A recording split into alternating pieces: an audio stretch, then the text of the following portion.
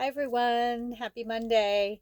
I'm here with the weekly card reading or card themes for the week, as well as announcement. The only thing, well, the big thing going on is the Divine Collaboration Expo. It's a holistic expo, an event this weekend that's in Gettysburg. It's at the Eisenhower Hotel and Conference Center, so right outside of Gettysburg, and it's going to be a lot of fun. So even if you don't aren't looking for a reading or anything, you can do some Christmas shopping. But even if you aren't looking to do any of those things, just come down and enjoy the energy. It's always a really good time. And I think that they were looking for volunteers if you want to come down and hang out. They were looking for someone to, I guess, man the doors, or there's always something that they can do. They also ask for different people to sit, say, like, as myself as a vendor, like you would go in, and if a vendor needs a break, you could go sit at their booth so that it's not empty, that kind of thing. So there's other opportunities, if that's something you want to do. Again, Divine Collaboration in Gettysburg this weekend. It's Saturday 10 to 6, Sunday 10 to 5. So that is my announcement. So let's get to the card themes of the week. So we'll start with the animal cards here. And see who wants to come through. Rattlesnake. Rattlesnake. The experiences that you're presently going through are an initiation into fulfilling your purpose as a healer. Very interesting. And we all have the ability.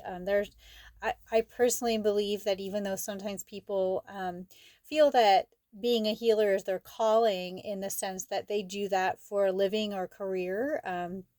Like for myself, being massage therapist for over 20 years, and then moving into animal work, and even I consider animal communication healing, connecting animals and people and bridging that gap of communication. A lot of healing that happens through that body work for animals. But, everyone has healing abilities. And so, very interesting card that comes up. We'll see what the power of surrender comes up and how they're related. So, power of surrender for the week.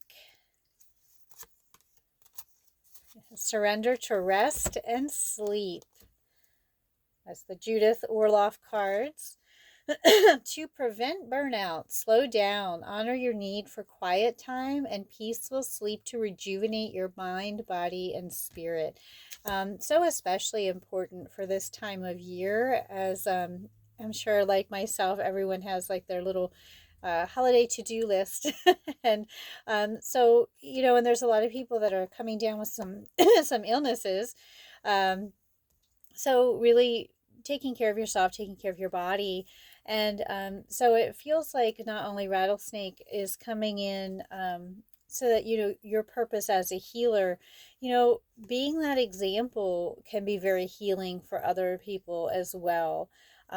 Even just having kindness, those little things, when we think about, we go through our daily lives, how much of a difference it makes when someone is kind to you, someone holds the door open, or you get into a conversation with someone, um, throughout your day. And those little things make such a difference in our attitudes, our perceptions of our day. You can be having a really bad day, and somebody comes up to you and it's like, oh, hey, I love your whatever, your hair, your your whatever, or just as kind to you. And what a huge shift that can make in your day, and the things that happen the rest of your day.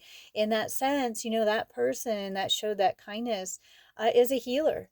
They helped you, they helped with that. So really, we all are healers in that sense, even if we don't do that um, for a living. And the surrendering to rest and sleep, it's so important that we take care of ourselves.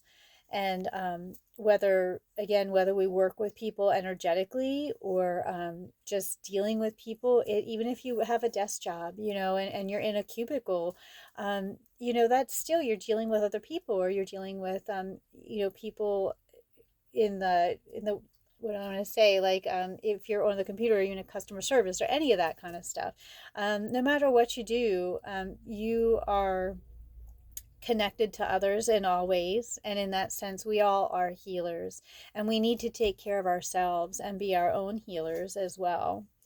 Um, so yeah, so that's the message of the week. And so I just thought I'd also offer just a few tips if you are thinking of having an animal communication, or have had an animal communication before, just some tips as to how to get the most out of your session. And those of you that have worked with me before know that I send out an intake form. And so that's just, the basic information, kind of like, filling out the form at the doctor, name, address, that kind of stuff. But it's also list your questions. And I do that to help you get clear on the questions or topics that you'd like to ask. Because it also, I've literally had animals jump on, like when they already know what their people want to know and ask. So once you have that form clearly, and a lot of times, I'm getting the answers from them before we even ask the questions. So get clear on that. That will help the flow. And also picking a quiet place, a quiet time for you so that you can focus.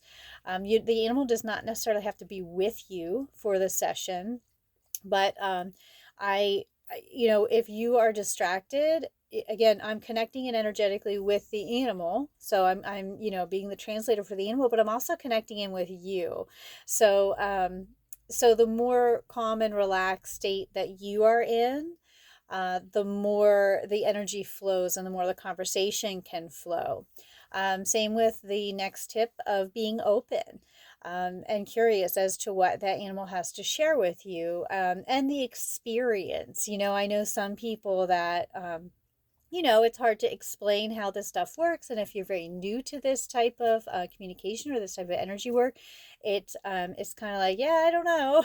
but really, the more open you can be, and the more curious you can be about the process or the experience, the more open the animal is also going to be. And the more the conversation will flow. Animals very easily, they're always picking up on how you feel. And so by you kind of going, I don't know, kind of doing this, I'm not sure how I feel about this, I'm kind of skeptical, the more you're closed off in that way, the more they are a little like, well, I don't know if I'm going to share. It's not that they don't share, but really the more open you can be, the more you can approach everything with also a sense of curiosity, and not placing limits or judgments on what they want to share. We know our animals so well, and sometimes that can be more challenging. When I teach in animal communication, to communicate with your own animals, because you kind of put them in this little box. And so again, being open and curious is tip number 3.